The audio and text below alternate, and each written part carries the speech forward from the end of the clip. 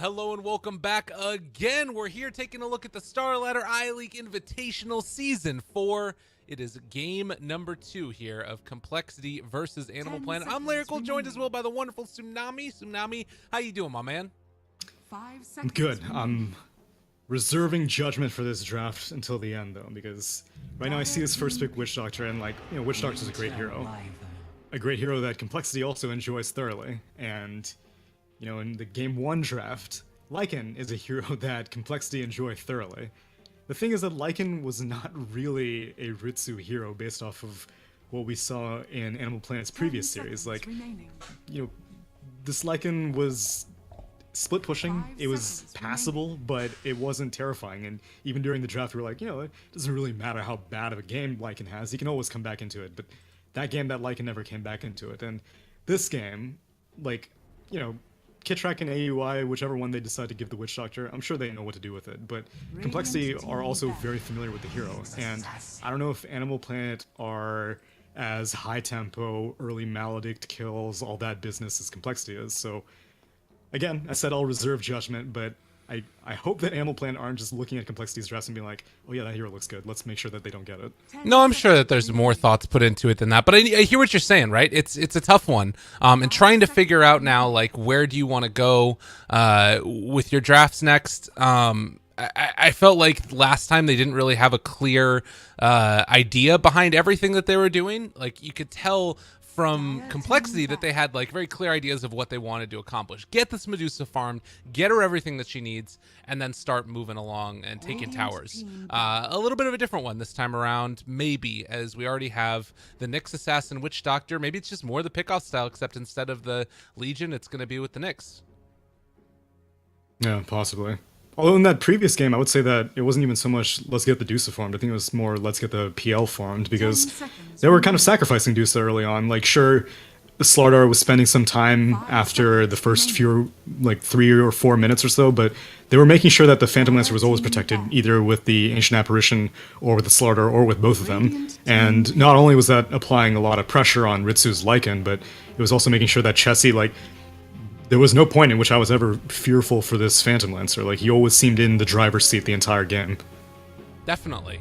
And that's something that maybe is going to be replicated here. We haven't seen any of the cores, really. Well, we have seen at least one of them. Either Puck or Wyvern is going to be a core. 5 seconds My money, you know what? They went with this opening yesterday, and it ended up being a Z-Freak Winter Wyvern, Moo Puck, and then they ran a DK or something else weird like that. So there's a lot of different ways that they can play this, because all of Complexity plays Puck except for coL, and I think both Moo and Z-Freak play Wyvern, if I'm not mistaken. I don't know if Moo's played it as much recently, but it is something that he has in his wheelhouse. Yeah, and that opening that you were referring to was a Moo Puck and Z-Freak Wyvern, and then it was Chessie on the Lycan, Limp on the Shadow Fiend, and coL on a Clockwork. Clockwork has been banned out by Animal Planet, so that's not going to happen, but Clockwork's not necessarily an instrumental part of that strategy. Just whenever you pick that, that was not the 18-minute game, but it was the 28-minute game versus Immortals, and so it was still extremely fast-paced, and Undying is a hero that can definitely keep that pace up. Yeah. Well, there we go. Undying taken now. Oh, okay. So you did sound very loud, and apparently you are very loud. I changed things around a little bit. I'm trying to fix up these audio levels because there were issues. Trying to fix up some audio issues? Exactly. No, I mean, that's pot calling the kettle black here, so I can't throw stones in a glass house here. I don't really hear it, to be honest, but it's fine. We'll be good. I think that the audio levels are pretty close to adjusted now, if I'm not mistaken. But it was a little bit rough there right at the start, so sorry all those folks. I thought you were just really excited about the game. I mean, that's true too. I can't lie. Right? Really, really excited. Oh my god. Yeah. Oh my god. So, next pick Radiant for team Animal Planet. They're going to take the Beastmaster. That's a Moon favorite. You ran Meteor Hammer in their series against Optic. It was just as much of a meme or hammer as everyone claims it is. Like, sure, it's pretty hilarious to keep someone crowd controlled for a solid 5 seconds, but at the same time, you would probably be able to kill a target within the span of a single Primal Roar, regardless of what items you build. Yeah. Drow taken. Complexity. They want to end this game early. They want to make it happen. It's a scary thing, And even with this, you still don't really know what the Puck and Wyvern are going to be. I mean, chances are it's probably going to be a Z-Freak Wyvern, but still, like, Core Wyvern with Drow Aura is something that I actually haven't seen yet. Yeah, it's a lot of damage when I've seen it played, and I don't think that they're going to be doing a Core Wyvern this game. It looks more like it's probably going to be... Ideally, you only run Core Wyvern against, like, really... a whole bunch of strength heroes because, you know, Arctic Burn scales off of max HP, and so far the only strength hero that's been selected for Animal Planet is Beastmaster, so you're going to need to protect this Drow Ranger for sure, and Wyvern's a little bit better at doing it than Puck against a Beastmaster. Yeah. Well, they're going to take the PL now for Animal 10 Planet. 10 seconds remaining. People have been saying that this is maybe the hero. Watch out for this hero. It's all 5 over seconds pubs. remaining. It's all over competitive games. I think it's been like pick or banned in most of them. How does it fare against the Drow Ranger? Oh, it's great. The Rush max build, this is probably like, if there's ever been a time for it, it's now, because you can rush in, you'll get gusted back almost certainly, but with only a 4-second cooldown on the rush, you'll come right back in and cancel out all that marksmanship. And this is a much more Ritsu hero than the Lycan was, so we'll see what he goes 5 for. seconds remaining. I honestly would be okay with like a really early Boots of Travel, but chances are it'll just be like the standard Aquila Diffusal Blade business. But I think that Animal Planet are playing more to their strengths this time, but it's definitely a good pick against the Drow Ranger. All right. Last band, the Brood. No, you're good. I got you. Don't adjust anything, or you're gonna fuck everything up. Okay. Don't worry. Okay, so we've got what now? Oh God, don't do it to me. Jesus. Holy shit. It's been just a tragedy of errors today. But we're gonna solve all the issues in the world. I promise you that. At least we're coming through with a clean frame rate. Dire team pick. There we go. Shadowfiend bands. Broodmother band. Who do I want here? Do they take Storm again? I think it's a better Storm game in some ways than last time. Maybe not. There's a lot of silences. I mean, I'm still not 100% sure if they're going to give Ritsu this Phantom Lancer. I kind of hope they do, because 5 seconds remaining. If they go for another high activity core, that means that someone else is going to have to deal with Drow Ranger early on, which there are still options. Like, they picked Razor in their previous series against Optic, and so, you know, that's a viability as well. It's just that every single time Complexity picks this Puck, like, it's so difficult for the enemy team to know, like, where the hell is this Puck going to be? Razor! So, Ritsu Razor, Bryle Phantom Lancer. Alright. Easy peasy. So we get ready to go into this one. And Complexity seeing the Razor now, I wouldn't mind if they kept that Puck in the mid lane and then took a more scaling offlaner now. Yeah, especially when you got Drow Ranger Aura. Like, as it is, it's a relatively even matchup. Static Link is annoying, sure, but Puck is a fairly mobile hero that Razor shouldn't be able to steal too much damage, and with Null Talismans and Drow Ranger Aura, you should be able to fend off any aggression from the Razor. Yeah, and with the last pick, then thinking about somebody in the off lane that could kind of make it all work together. Anybody that really sticks out to you, or do you think it's I mean, I guess that they still could run the Puck off lane and then take another strong laner mid. Who's good against Razor? Is OD okay against him? Yeah, that wouldn't be bad. Maybe not necessarily the best option against Phantom Lancer. Yeah, that's true. But neither is Drow Ranger, and so I think Complexity are looking for something to deal with the PL. The mid lane matchup will be kind of a wash for Complexity, no matter who they send, but right now you need a hero that can deal with the mass number of illusions that Phantom Lancer is going to be bringing in. You may now select DK can deal with it fairly well, and you can identify the real PL very easily, and with the insane amounts of armor that a DK has, like, it takes forever for a Phantom Lancer to kill a DK, and if you do hit the late game and you slap a Mjolnir on this DK, then Phantom Lancer basically kills himself. But it's an going to be a offlane DK. Moo, yeah. So they are going to be sticking Limp in the mid for Puck.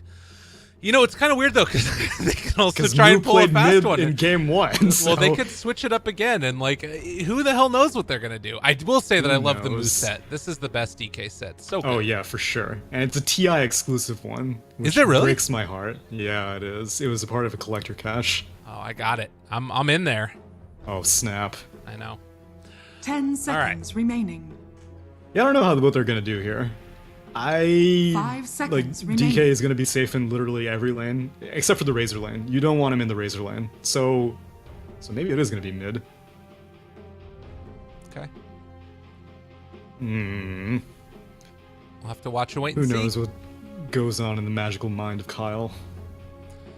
Yeah, I mean, no matter what, it's probably gonna be a decent laning setup. I would imagine that they just try and dodge the Razor no matter what. Yeah, Drow Ranger and DK are just going to be constantly dodging the Razor, and Puck is going to go wherever the Razor is. I mean, Drow Ranger is okay against Razor, but if you do put them in the same lane, then Drow Ranger kind of has to skill suboptimally. She has to put, like, early points in Frost Arrows and Silence or Gust, as opposed to putting it all in Precision Aura. Yeah. And, like, the DK is not a ranged hero, so he's not going to be benefiting early on in the laning phase from the damage, so it was a compromise, but I think it was necessary for Complexity to pick some hero that can deal with PL. Battle. All right, Tsunami. You want to do a quick little listen in and make sure that our audio levels are good? I'm sure that they are so now. now you're not confident. Now No, you I'm want not me to go confident. back. This is double checking. This is the competent work that we're doing here. Okay. And while you're doing that, I'm just gonna keep on sputtering to myself about these other things. Feel free to mute me if you need to. You might have already done that, which is why you're not answering me. No, I'm listening, but Okay. I just don't stop talking. Jesus, does this Tsunami guy ever shut up? Like, does he let this lyrical guy talk at all? I was probably messing around with knobs and switches and stuff. Limp. Gonna run to Brile a little bit here. They are going to back out again, as he is sort of just dominating the enemy's hill. 30 This seconds. is an to odd battle. positioning for a Puck. I guess that he wants to make him think. I that think he's you're going to asking me go. a question, but I hear like 5 of you at the same time. All right, what was the question? Something about Puck? No, We're I good. wasn't asking you any questions. No. Oh, what? Seriously? Damn. Yeah. I was just saying that the Puck was like hanging out on this high ground here. Oh, okay. This is like that audio jammer thing that they showed at the summit. It's like hearing yourself and then talking at the same time, but it's delayed. It's Yeah. impossible. It's really tough. I had to do that for a while through my first cast battle because begins. I didn't know how to turn it off when I plugged in a headphone. And the thing that's really weird is that like the audio for Microsoft is like instantly delayed. So normally you have it set up so you can hear yourself, but it's at the same time. Like the software that they use for just like regular Windows has a built-in delay you can't get rid of. No, you gotta go pure hardware, otherwise you're gonna get just messed up. Yeah. Well, that one's Alright, so the musical lanes begin. It's Core Witch Doctor, that's what we're looking at in the mid lane right now. yeah. Now that's a curveball that no one expected. They never expect it. Brile's going to come back here and try and mess with them. There are 2 wards here. The Sentry Ward not scouting out the Radiant Ward that was placed by the Puck. And it looks like just going to be a one-on-one there in bottom as well as Moo and Moon Meander. Don't expect too much out of that lane. Maybe there's a chance for a kill, but it means that Chessie's completely free up here until they rotate the Beastmaster. I wouldn't start claiming any lanes quite yet, as now Razor is starting to migrate down bot, Beastmaster TPs to the top lane, and the mid lane is going to remain a little bit static for right now. This is, both teams are okay with this in the mid lane, but Animal Planet are, I don't think they're going to get away with keeping this Razor in the same lane, as Drow Ranger now does TP to bot lane, and Chessie is now against the Razor, Yeah. and DK goes top. Everybody's getting the hell out of here. We don't want this no more. The Dragon Breath comes out. And, well, so far it's looking like it's favoring Complexity, this laning setup. There's No. Let's not get ahead of ourselves. Now Ritsu is teleported to the top lane. I mean, just in terms of CS, though, like, Undying has more CS than the entire enemy team for true. a second there. That's a good point. Like, eventually the lanes are going to stabilize a little bit more, and as it stands, like, they're having to make this really long walk down here for Aoi to even get into a lane with Drow Ranger. With everybody moving, she's just been able to get whatever she wants. These TP scrolls are always a game of chickens, and so like you won't show your lanes during the 0-minute bounty rounds, and then whenever you do find him, is now Moonbeyonder taking a little bit of damage in top lane, but he's fine. Once you do find out the lanes, then you're like, okay, who's gonna teleport first? Because like as soon as you go, I'm going there too. Right. And so now it probably has stabilized because no one has TP scrolls and they're all on cooldown, but Moo's not going to get very much done in this lane. He is getting a handful done now because there was that period of time where Ritsu was not in his lane, but it's going to keep moving. Okay. I mean, the downside is that Z-Freak's still here and he can keep on spamming out the Arctic Burn on him.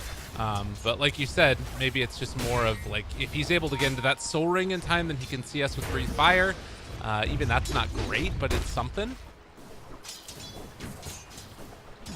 The main thing is he just needs to be very careful not to die, because DK is a pretty slow hero, and if he gets linked up, like this is Ritsu without boots, and he's still being able to steal all this damage for free. Why did Ritsu? Oh, the creep wave, right? I was like, I'm sure that it was a free DK kill. Yeah. Also, I don't know if Moo's like being intentionally deceptive, but he hasn't leveled any points in Dragon's Blood yet. Yeah. And so like I wonder if he is gonna like bait Ritsu and be like, wow, this DK is so squishy. Oh wait, he suddenly got like 6 armor out of nowhere. Yeah. Or if he tries to go for a kill if somebody comes to his lane. Right. Oh man, Moon is really putting the hurt now onto Chessie and having his way with him, and that's the 2 levels behind right now. 2 points in Precision Ore. They're going to bring the Wyvern down here as well, and maybe start to deal some damage here to Moon as he's trying to go for the takeaway of the. They get him, and now Moon might be in a little bit of trouble. The Winter Blast is going to be there, and this should be First Blood, drawn by Z-Freak.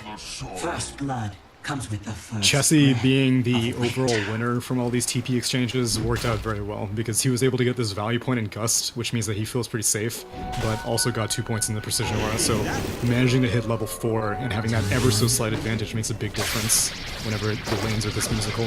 Moo getting body blocked. He's going to throw out the Dragon Tail now and able to a little walk away now from the Kitrak and Ritsu party. Now they does a whole lot of nothing against what a DK. Yeah. Bottom lane yet again. They find another kill, and this is starting to feel like a pretty rough one for Moon. You don't want to have that. He was all the way down here. Yeah, it's true. It's been a rough one for him so far. Yeah, more space for Ritsu's Razor. But as Moo is now stealing the wave. This is what you do now. This is what you do now. They're going to rotate in with Aoi, but they can't do anything to this guy. I mean, he's got Aoi 11 armor and so much he's just regen. like, he can have that wave.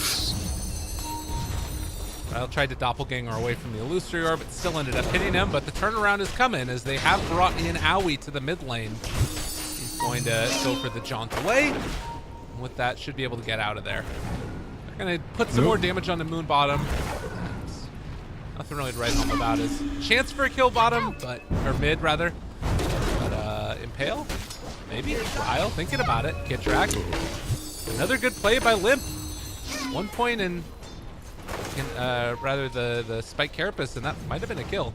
Yeah, that's the second time that it might have been a kill because even when AUI was approaching from behind the mid lane, he could have interrupted. I mean, the stun doesn't last very long, so a puck will still be able to jaunt out at level 1 Carapace, but still, Illusory Orb is being maxed out by Limp, and so that's a lot of damage that could be reflected. Yeah. Alright, Smoke Gank, they realize something needs to change. And they're going to run into coL. This is the least effective person that you could find at this point. Impale is going to be there. They're still holding on to the stun from the Witch Doctor, and now after using it, is going to be a chance for a little bit of some damage dealt, but still going to die. They needed to get that quickly. So they had to settle for the Undying, even if coL didn't happen to run into them, because the mid lane left, Phantom Lancer was participating in that gank, and now Chessie might be in trouble. Well, Kitrak is... Where's the boar at? Maybe the one. They bring him in. Kitrak is very low, and now Aoi is starting to fall. They're going to throw out the cask, and, well, now with Puck showing up, I think everybody could potentially be dead. Aoi's still making his way out of there as they hit the dust onto him, rather Gust, and, well, with that, whoo, the skin of his teeth. Top lane, More damage coming onto Ritsu. They have a stun in 2, but not going to go for it. Say hello to level 6 on Drow Ranger. As soon as Chessie got that little bit of experience, he was just like, well, I'm underneath my tower. I can absolutely turn this around with 2 other ranged heroes in my lane. And this is the biggest gap for a Drow Ranger lineup. It's like managing to hit that level 6. And hitting it at 7 minutes with how much movement there was early on is fantastic for complexity right now. Yeah. Again, if there's a bright spot in all of this, it's going to be Ritsu's farm. He hasn't died yet, but hasn't also dealt that much damage or been involved in that many kills. Bryle also, he got involved in 1 kill. And you take a look at some of these net worths now, it's still inhabited all the way across by the complexity team. As Zefreak finds a kill into Moonmeander again in the bottom lane. I don't think so. 2 points in Arctic Burn now leveled up to 3 points in Arctic Burn. It's so difficult for a Beastmaster to have to deal with this because, like I said, it's most effective against strength heroes, most effective against heroes that have high HP, and Beastmaster is a pretty tanky hero, and so if you hit him with an Arctic Burn early on, it ticks out so much HP. And Phase Boot's completed now for this Wyvern Z-Freak. And the thing that's crazy about this is that this is with 2 other people that were running to help out his lane. Like, I don't know what's going on. Precision Aura is what's going on. Yeah, I guess. Aquila, Agitreads, Wand, it's a whole bunch of cheap stats that is adding 22 damage to all of Drow Ranger's ranged teammates right now. Another smoke gonna come in. This time they're bringing Ritsu and Moon staying in the jungle for the moment. With this wraparound, are they going to be able to find anything? Chessie hits Owie once. They have the Spike Carapace ready as Ritsu is going to try and go for the full wraparound. They do have Gust, though, and maybe a chance for a pushback. They're looking for his opening and his opportunity. And Chessie is going to drop finally. Z-Freak running away, has the cold embrace. He turns it back around now. Silence onto 2. Can they find anything else? The axes are going. Z-Freak's walking away. They almost kill off Ritsu there. But it looks like they will be able to find a secondary kill on the Z-Freak. So good rotations all the way around. Moon maybe going to die again? Is he actually dead another time? Limp trying to walk away now. The rotation coming. He's dodging away from the damage, but he will eventually fall. And now Chessie making his rotation back in is in a little bit of trouble. They have the Gust, but all that damage being stolen, it's not quite enough there to kill off Ritsu. But still a great play there from Animal Planet. Yeah. It's almost a situation in which you, like, it's not common, but as a Drow Ranger, you're like, if I bite back now, Moon. I can totally turn this. Moon. Corrosive Damage over breath. time. It's gonna almost kill him out. 10. He's gonna dive in for this, though. He's got nowhere left to go. They're both gonna go down, I think, as they find that kill. Oh, and Owie. Moon knows he's in here. They're gonna be able to find him. Double kill, and then the TP away. Oh, wait, no. He wants to go back in. Moo, he's crazy. He's crazy. He's gonna take down the tower instead. They go for the glyph. Are fortified. Yeah, Ritsu went for the plasma field, but he knew that if he got any closer, he was walking into certain death. Under attack. And Moo taking significant advantage. I wonder if he was waiting for his opening for whenever Drow Ranger respawned, because, you know, he's level 8, he's had Dragon Form for quite a while, but he didn't whip it out until right now, and doesn't even use it to take a tower. He was using it simply to, you know, get 2 kills pretty much. Dire's middle tower. This has been a really rough game for Moon so far. 6 deaths. He's all but one of the kills that Complexity has been able to get so far. And he's only level 5, second lowest net worth, only ahead of the Undying. AUI manages to hit level 6 before Moonmeander. And now... Oh, they're going to back out before that happens. Spike Carapace does a little bit of damage in return, but still, this is not feeling like they're getting what they need out of this. And a 4,000 gold lead already for Complexity. They really need to give Moon the solo experience. The problem is every time you leave him alone, he dies. So he can't even get that experience. Well, in the meantime, top lane, it's Moo who's continuing to get pretty much free farm for all of this, while also mid lane, Limp has had a very good time for himself. And level 9 Veil completed, the dive coming in, Moon decides to turn, and well, he was probably dead anyways, but like you said, he can't come to this lane. He's 50 experience away from level 6. He can taste it. He just wants that primal roar. He can become a hero, but right now it's just not happening. Perhaps with this wraparound gank, smoke up. They Ritsu's scan, going it in, hits. but the smoke gets popped. Kyle, he has the tombstone ready, can drop it back further. They want to make something happen here. Aoi looking for Chessie. Do they bring in the rest of these heroes? There's a silence curse. onto one, silence onto two, actually. The Witch's Curse to turn it back around. He dies again, and now the turn is going to continue. Aoi's starting to fall. He's gone. Lip is showing up as well. Ritsu is dead. An unmitigated disaster for Animal Planet. Whoa. Let's not get ahead of ourselves. Moon hit level 6. He has Primal Roar now. Things could have gone worse. Not much worse. 3 heroes go down. Ritsu joins the fight. We'll end up losing a safe lane tower, and Mu doesn't even have to spend the Elder Dragon form, so if everyone wants to group up, I'm imagining once Chessie finishes off this bot tier 1, then everyone's gonna head to the mid lane for complexity, and they're gonna start just mowing down towers and angling for Roche. I mean, Animal Planet have just spent like the last 4 minutes trying to slam their faces against this bottom tier 1 tower, and it has only taken 11 damage. This is a huge problem right now, and I mean, how many times has Chessie been ran at, and he's died only 1 time? I don't know. Mu's very happy with the whole thing. He doesn't have to rotate at all. He's just been sitting back, relaxing, enjoying the show as now mid lane.